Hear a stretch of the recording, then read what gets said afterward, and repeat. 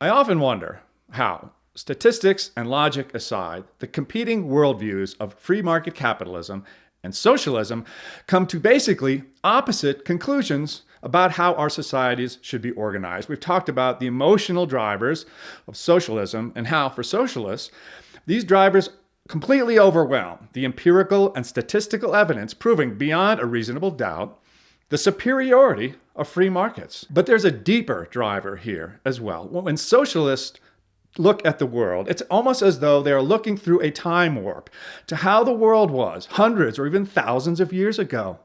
Socialism is rooted in a concept called folk economics, a worldview that existed before development of the modern economy. During this period of our evolution, there was little economic growth or technological change, and zero-sum thinking was the norm.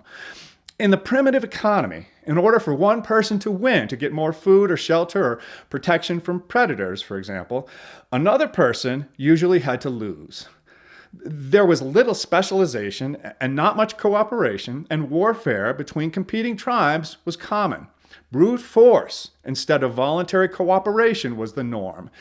In the socialist mind, nothing has really changed since these primitive times. Since it's patently obvious that brute force is antithetical to free market capitalism, socialists pin the misconstrued label exploitation on voluntary agreements between employers and employees in order to justify reversion to the brute force tactics employed by our distant ancestors.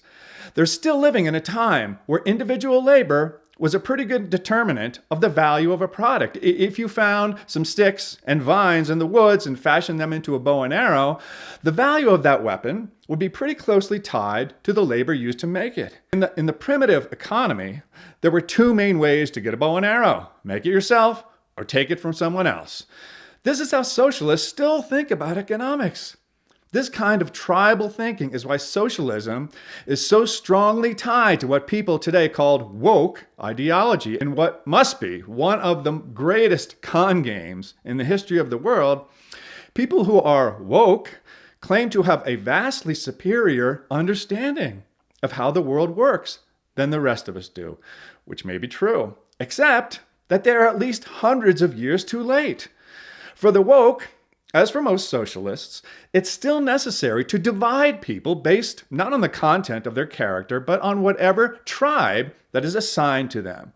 The rich are at war with the poor. Blacks are at war with whites. Men are at war with women.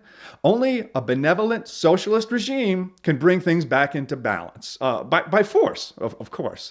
For socialists, it's impossible to conceive of a free world economy based on voluntary cooperation.